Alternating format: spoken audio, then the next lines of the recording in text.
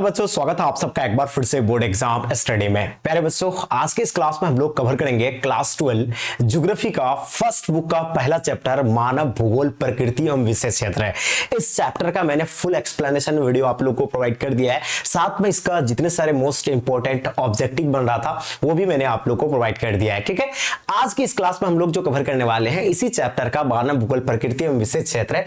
इस चैप्टर का जितने सारे मोस्ट वीवीआई सब्जेक्टिव क्वेश्चन है उन सभी सब्जेक्टिव क्वेश्चन को आज की इस क्लास में हम लोग कवर करेंगे, और जो कई सालों से लगातार जो क्वेश्चन पूछे जाते हैं उन सभी क्वेश्चन को आज की इस क्लास में हम आपको बिल्कुल बहुत ही आसान और बहुत ही सरल भाषा में आप लोगों को एक एक क्वेश्चन को अच्छे से बताने वाले हैं। बस आपको इस क्लास को पूरी तरह से करना है एंड तक। एंड जो भी बच्चे आप लोग नए आ रहे हैं, सबसे पहले तो आप लोग चैनल को आप लोग सब्सक्राइब कर लीजिएगा और साथ साथ में अपने अपने दोस्तों के साथ आप लोग शेयर कर दे। और जो बच्चे टॉपर बैच में अभी तक नहीं ज्वाइन हो पाए हैं, इस नंबर पे आप लोग कॉल कर लीजिएगा। देखिए अभी इसका प्राइस बहुत कम है, 9162055990। इस नंबर पे आप लोग कॉल कर लीजिएगा या मैसेज कर दीजिएगा। अगर आपको व्हाट्सएप ग्रुप में भी जुड़ना है तो इसी नंबर पे मैसेज कीजिए, उसके बाद आपको एक लिंक मिलेगा, उस लिंक में क्लिक करके आपको जो है ग्रुप को ज्वाइन कर लेना है। ठीक है, चलिए हमको बहुत अच्छे से देखते हैं। आप लोगों को पता ही होगा कि आपका जो है क्लास 12 है ना, भूगोल का आपका 2 बुक है, जो कि फर्स्ट बुक आप लोग को अभी पढ़ाने वाले हैं, जिसमें हम लोग वर्ल्ड ज्योग्राफी को इसमें पढ़ेंगे। ठीक है, तो इस चैप्टर का इस बुक का पहला चैप्टर को आप लोग कवर करवा रहे हैं, उसका फुल एक्सप्लेनेशन भी प्रोवाइड कर दिए हैं, ऑब्जेक्टिव भी करा दिए हैं। आज चलते हैं हम लोग सब्जेक्टिव क्वेश्चन आंसर को देखते हैं, है ना।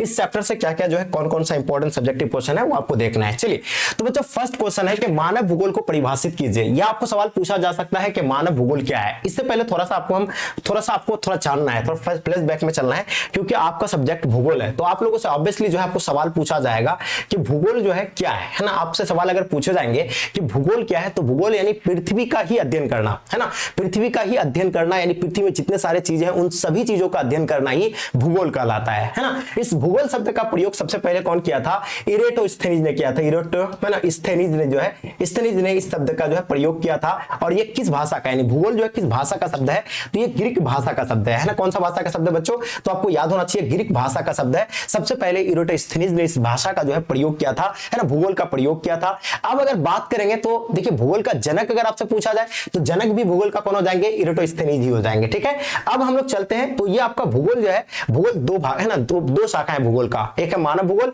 और एक आपका क्या है यानी भौतिक भूगोल। तो हम लोग सबसे पहले मानव भूगोल को देखते हैं, उसके बाद फिर आपको हम भौतिक भूगोल के बारे में पढ़ाने वाले हैं, है ना। तो आपका पहला क्वेश्चन है क्या? मानव भूगोल को परिभाषित कीजिए, है ना, या मानव भूगोल क्या है। तो देखिए मानव भूगोल की बात करेंगे तो मानव भूगोल वह विषय है जिसमें मनुष्य और प्रकृति के बीच संबंध का अध्ययन किया जाता है कि मनुष्य और किसका? प्रकृति का क्या रिश्ता है। इस चीज को हम लोग बहुत अच्छे से इसमें समझते हैं, किसमें? मानव भूगोल को। इसमें आपको क्या देखिए, इसमें आपको लिखना है कि है ना, इसमें यह देखा जाता है कि लोग कहां रहते हैं, है ना, क्या काम करते हैं, है ना, अलग अलग जगहों पर उनका जीवन क्या क्या, है ना, अलग अलग जगहों पर जो उनका जीवन में क्या क्या फर्क होता है, इन सभी चीजों को हम लोग जो है देखते हैं हम लोग किसमें भाई? तो ये मानव भूगोल में। ओके, कितना आसान है। मैंने कहा कि मानव भूगोल किसको कहते हैं?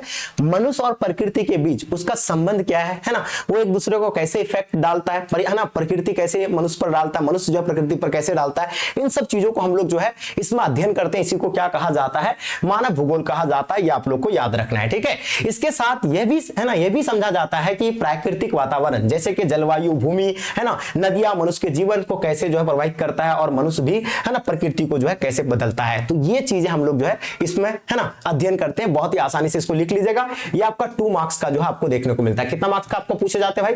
2 मार्क्स का आपको देखने को मिलता है। एकदम आप लोग नोट कर लीजिएगा, इसका स्क्रीनशॉट ले लीजिए। अगर आप एप्लीकेशन पे है तो आपको एप्लीकेशन में इसका पीडीएफ मिल जाएगा। क्लियर। अब चलते हैं दूसरा क्वेश्चन देखेंगे। अब मानव भूगोल का ही जो है कई सारे उपक्षेत्र है ना। मानव भूगोल के अंदर कई सारे उपक्षेत्र, इसमें क्या क्या चीजें आएंगे, इसमें आपको हम एक एक चीज को अच्छे से बताने वाले हैं। देखिए मानव भूगोल का है ना एक बहुत बड़ा एक क्षेत्र है ना, इसमें कई है ना अन्य विषय भी इसके साथ जुड़ा हुआ है, इसलिए इसके जो है कई सारे जो है क्या है उप क्षेत्र यानी भाग है इसका, है ना, कई सारे इसका भाग है ना। समय के साथ बढ़ने पर जो है नए नए है ना उप क्षेत्र जो है विकसित हुए हैं। किसका? तो ये मानव भूगोल का। क्लियर।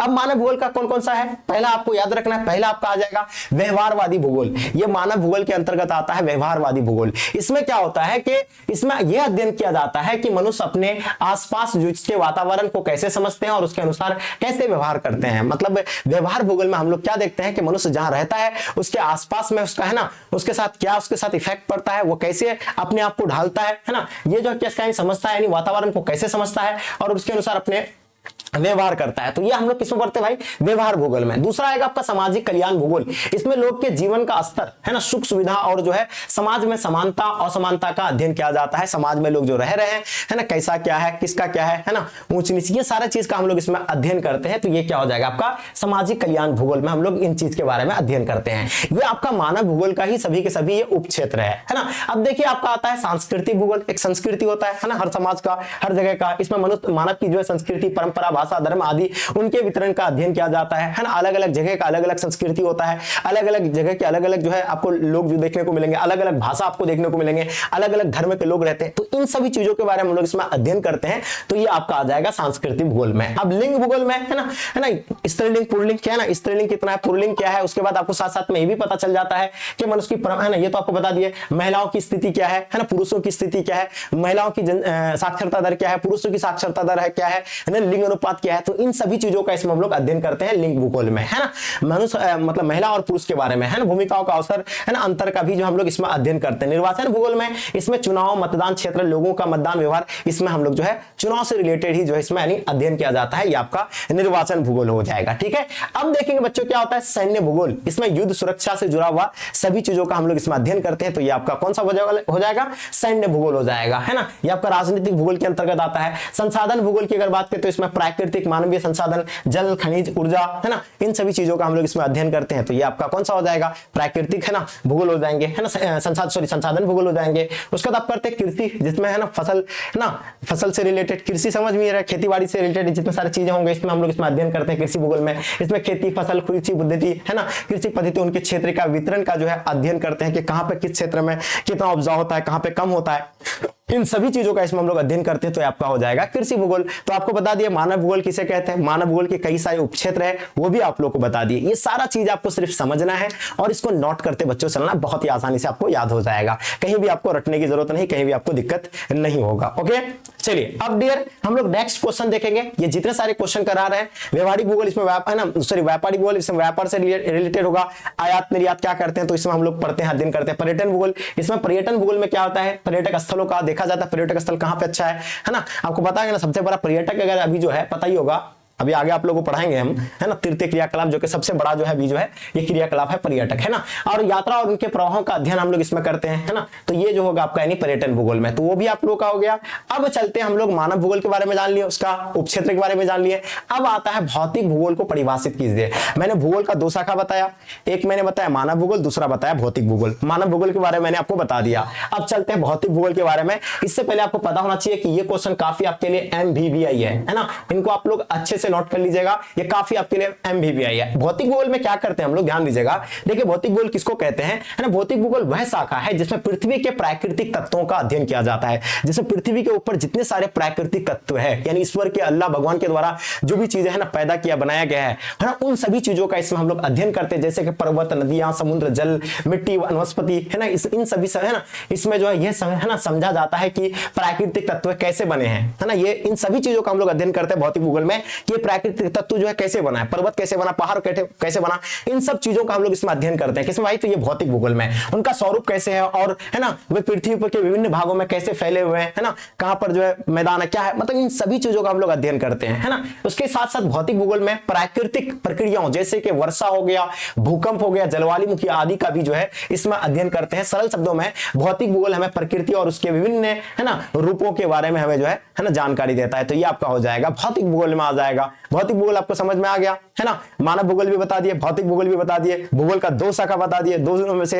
मानव भूगोल के बारे में भी जान लिया आप लोग, भौतिक भूगोल के बारे में भी जान लिए, ठीक है। अब बच्चों आगे हम लोग देखते हैं चौथा क्वेश्चन क्या है, भौतिक भूगोल की मुख्य शाखाएं लिखें। ये भी क्वेश्चन देखिए, इस क्वेश्चन में आप लोग डबल स्टार लगा दीजिएगा। ये भी क्वेश्चन काफी वेरी वेरी इंपॉर्टेंट है। भौतिक भूगोल की कई सारे है ना शाखाएं हैं, जिसमें से आपको सिर्फ क्वेश्चन क्या है, भौतिक भूगोल की मुख्य शाखाएं की अगर बात करेंगे तो भू आकृति, याद रखना आपको क्या, भू आकृति, है ना। जलवायु विज्ञान, भू आकृति में यानी भूमि से रिलेटेड, भूमि कैसा है, कहां पृथ्वी की सतह पर जो है क्या आकार, जैसे पर्वत, पठार, मैदान आदि का, इन सभी चीजों का जो है भूमि आकृति, भू आकृति विज्ञान में हम लोग जो है अध्ययन करते हैं। तो ये आपका हो जाएगा क्या, भौतिक भूगोल का उपशाखा हो जाएगा भू आकृति। दूसरा क्या है, जलवायु।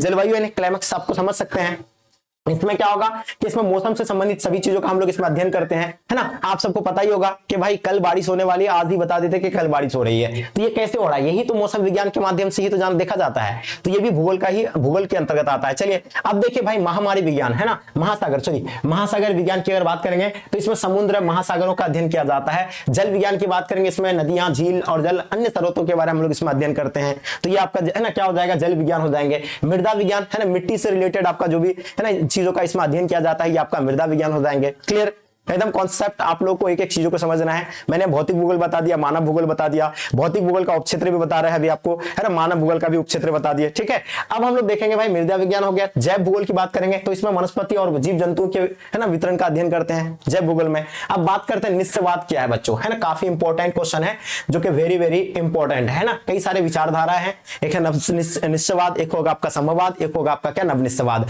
तो निस्सवाद मतलब क्या था, जब है ना टेक्नोलॉजी नहीं आया था, टेक्नोलॉजी मतलब हिंदी में उसको कहा जाता है प्रौद्योगिकी, जब प्रौद्योगिकी नहीं आया था तब लोग क्या करते थे, प्रकृति के अनुसार चलते थे, है ना, उसके प्रचंड से डरते थे, कहीं जो है ना कुछ उसके खिलाफ अगेंस्ट में जो है लोग खड़ा नहीं होते थे। लेकिन अभी क्या टेक्नोलॉजी आ गया, अभी बताइए आप लोग सुने होंगे कि जेफ बेजोस के द्वारा जो अभी हाल ही में जो है बादल बनाए करके जो है बरसाया भी गया है, और कई साल पहले भी आप लोग सुने होंगे कि सऊदी अरेबिया में जो है बारिश नहीं हो रही थी तो वहां बारिश भी करवाया गया है। तो ये जो क्या कर रहा है कि प्रकृति को जो है क्या करता है, बदल करके जो है प्रकृति को ही अब बदल रहा है, तो ये आपका संभववाद में आएगा। लेकिन हम सबसे पहले आपको निस्सवाद के बारे में बताएंगे कि निस्सवाद है क्या। ये क्वेश्चन तो आपको माइंड में चल रहा होगा, यानी मनुष्य अपने प्रकृति के अनुसार अपने आप को, पहले जब टेक्नोलॉजी नहीं था, जब अपने आप को किसके, प्रकृति के अनुसार अपने आप को ढाल लेते थे, तो ये हो गया आपका क्या, निस्सवाद। सिंपल सी परिभाषा इसका है, आपको ध्यान रखना है, क्या लिखना है आपको। निस्सवाद एक पुरानी विचारधारा है जिसमें यह माना जाता है कि प्राकृतिक सबसे जो है अधिक जो है शक्तिशाली होते हैं, प्रकृति ही जो है सबसे ज्यादा जो है शक्तिशाली होते थे, प्रकृति के अनुसार ही अपने आप को जो है ढाल लेते थे। तो ये आपका क्या हो जाएगा भाई, निस्सवाद हो गया, है ना, लोग उससे डरते थे, उसके प्रकोप से, है ना। तो अब देखिए वही मनुष्य के जीवन को नियंत्रित करता है, यानी प्रकृति ही, और इसके अनुसार जो है मानव के प्रारंभिक विकास के समय में लोग जो है पूरी तरह जो है प्राकृतिक वातावरण पर ही जो है निर्भर रहते थे। लेकिन अभी क्या हो गया, टेक्नोलॉजी हो गया, अभी क्या करते हैं, प्रकृति को ही जो है क्या बदलते हैं, है ना। जैसे अभी हम लोग को गर्मी लग रहा है भाई, गर्मी लग रहा है तो अभी पंखा का, एसी का इस्तेमाल कर रहे हैं, तो ये क्या हो गया, ये संभववाद में आएगा। अभी आपको बता रहे संभववाद के बारे में। तो ये जो था, यानी निस्सवाद जो था, मनुष्य अपने आप को ही जो है अपने प्रकृति के अनुसार ढाल लेते थे। बारिश हो रहा है तो कुछ नहीं, है ना, उसी के अनुसार चलो, है ना, मौसम खराब है तो उसी के अनुसार चलो, उसमें कुछ भी आप जो है ना छेड़खानी नहीं कर सकते हैं। चलिए, यानी उसके अनुसार मानव के प्रारंभिक विकास के समय में लोग पूरी तरह से प्रकृति पर, वातावरण पर ही जो है निर्भर रहते थे। जब प्रारंभिक समाज में, आदि मानव में, है ना, लोग प्रकृति के अनुसार ही चलते थे। उस समय तकनीक बहुत कम थी, इसलिए मनुष्य प्रकृति के अनुसार ही जो है क्या करते थे, अपने जीवन को ढालता था, और वही है ना प्रकृति की शक्ति से जो है डरते थे, है ना, प्रकृति की जो है शक्ति से डरते थे, उसकी पूजा करते थे, है ना, प्रकृति की क्या करते थे, पूजा करते थे। ठीक है, तो ये आपका हो गया निस्सवाद। अब बात करते हैं जस्ट संभववाद। जस्ट निस्सवाद का जस्ट उल्टा है, हमें प्रकृति क्या देता है, मौका देता है, और प्रकृति को ही चेंज करके अपने अनुसार, अपने उपयोग के अपने अनुसार ही जो हम लोग उसका उपयोग करते हैं। मतलब क्या करता है, प्रकृति हम लोग को क्या देता है, अवसर देता है, और हम लोग उसका क्या इस्तेमाल करते हैं। मैंने अभी हाल ही में बताया ना, अभी आपको जस्ट बताया अभी कि अभी गर्मी लग रहा है तो फैन चला रहे हैं हम, ठीक है। अगर ज्यादा ठंडी लगेगी तो भाई क्या करेंगे, है ना, हीटर का इस्तेमाल करते हैं। तो ये क्या हो गया, ये आपका संभववाद हो गया। मतलब प्रकृति को ही जो है क्या कर सकते हैं, प्रकृति अवसर देता है, उसको हम लोग बदल देते हैं, है ना। तो ये जो है संभववाद में मानवीय घटक को जो है प्राथमिकता दिया है, और आपका जो है निस्सवाद में प्रकृति को जो है प्राथमिकता दिया गया है। संभववाद में मानव को, और प्रकृति में जो है आपका प्रकृति में क्या, प्रकृति को दिया गया निस्सवाद में। ठीक है, तो ये आपका संभववाद हो गया। इसका परिभाषा देख लीजिए। संभववाद एक ऐसा विचारधारा है जिसमें यह माना जाता है कि प्रकृति मनुष्य को कई सारे जो क्या देते हैं, अवसर देती है, लेकिन उनका उपयोग मनुष्य अपने बुद्धि और तकनीक से करता है, अपने बुद्धि और तकनीक से। मैंने कहा था ना टेक्नोलॉजी आ गया, अपने टेक्नोलॉजी का इस्तेमाल करके करता है। इस विचार के अनुसार मनुष्य प्रकृति का दास नहीं है, बल्कि वह अपनी जरूरत के अनुसार प्रकृति को ही बदल सकता है ना।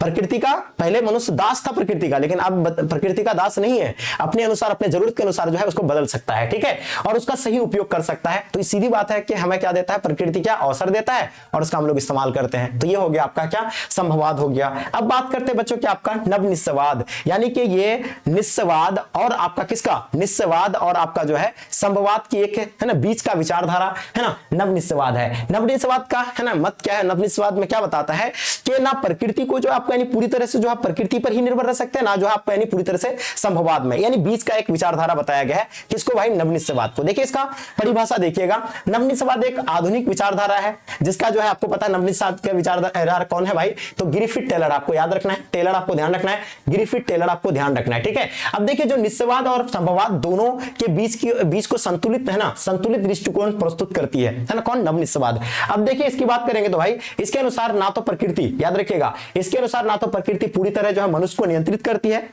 नवनिश्चयवाद के अनुसार क्या है? नवनिश्चयवाद कहता है कि ना मनुष्य को प्रकृति जो है ना मनुष्य को पूरी तरह से है ना क्या करता है भाई? नियंत्रित करता है, ना मनुष्य प्रकृति को पूरी तरह से नियंत्रित करता है, यहां देख सकते हैं। और ना ही मनुष्य जो है पूरी तरह से जो है स्वतंत्र है, प्रकृति कुछ सीमाएं तक करती है, प्रकृति कुछ सीमाएं तक करती है, लेकिन उस सीमाओं को जो है सीमाओं के अंदर रहकर जो है मनुष्य अपने बुद्धि और तकनीक का यानी टेक्नोलॉजी का इस्तेमाल करके उसका जो है प्रयोग करते हैं। सरल शब्दों में नवनिश्चयवाद कहता है कि मनुष्य को प्रकृति के नियमों का है ना सम्मान करते हैं। नवनिश्चयवाद क्या कहता है कि मनुष्य जो है क्या है ना, मनुष्य को क्या करना चाहिए? प्रकृति के चीजों का क्या करना चाहिए? सम्मान करना चाहिए। प्रकृति के जो नियम होते हैं उनका जो है सम्मान करते हैं, उसका सही और संतुलित उपयोग करना चाहिए। ये हो गया आपका नवनिश्चयवाद, यानी ये बीच का विचारधारा है। निश्चयवाद में पूरी तरह से प्रकृति पर निर्भर, संभववाद सीधा कहता है कि जो है ना मनुष्य जो है सब कुछ कर सकता है ना, लेकिन नवनिश्चयवाद कहता है कि ना ही आप जो है प्रकृति पर पूरी तरह से जो है, प्रकृति ही जो है मनुष्य को पूरी तरह कंट्रोल कर सकता है, या मनुष्य जो है पूरी तरह से प्रकृति को जो है कंट्रोल कर सकता है। ये मत है, ठीक है। अब देखिए दोनों का डिफरेंट क्या है भाई?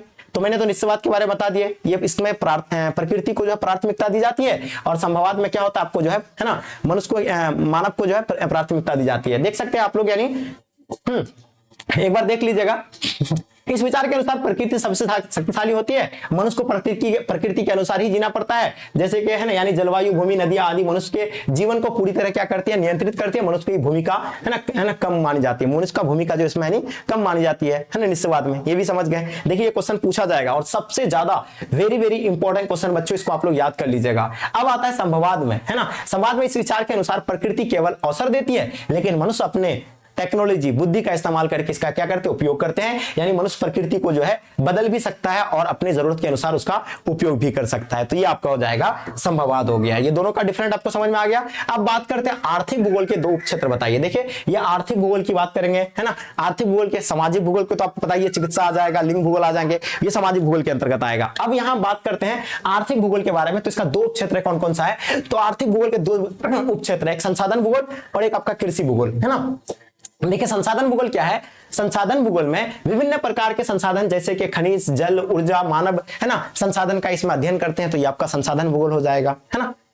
चलिए तो ये आप लोगों को समझ में आ गया, खनिज से रिलेटेड, है ना। उसके बाद आपका जल, ऊर्जा, इन सभी चीजें से रिलेटेड होगा, तो ये आपका संसाधन भूगोल हो जाएगा, है ना। कृषि भूगोल, है ना, कृषि से आप समझ रहे हैं खेती बाड़ी से ही होगा ना, तो ये कृषि भूगोल में आ जाएगा। जैसे कि है ना खेती फसल हो जाएगा, कृषि के तरीका, उनके क्षेत्र वितरण का अध्ययन किया जाता है, तो ये आपका हो जाएंगे कृषि भूगोल हो जाएंगे। तो आप लोगों को मैंने संसाधन भूगोल और कृषि भूगोल ये दोनों चीज के बारे में अच्छे से मैंने आपको बता दिया। इन सभी दोनों चीजों को आप लोग अच्छे से नोट कर लीजिएगा, ठीक है। ये हो गया आपका क्लियर। अब हम मैंने आपको देखिए कौन कौन क्वेश्चन कराया, कौन कौन सा आपके लिए इंपॉर्टेंट था, वो भी चीज आप लोग देख लीजिएगा, है ना। तो भाई ये आप लोग का सब्जेक्टिव जितने सारे था, ये सभी के सभी जो है आपके लिए most very most important question था, मोस्ट वेरी इंपॉर्टेंट क्वेश्चन था। इन सभी क्वेश्चन को अच्छे से आप लोग याद कर लीजिएगा। यहां से आपका फिक्स है कि 4 नंबर तो आप लोग का 100%, 2 से 4 नंबर आपको इस चैप्टर से आपको देखने को मिलेंगे, ठीक है।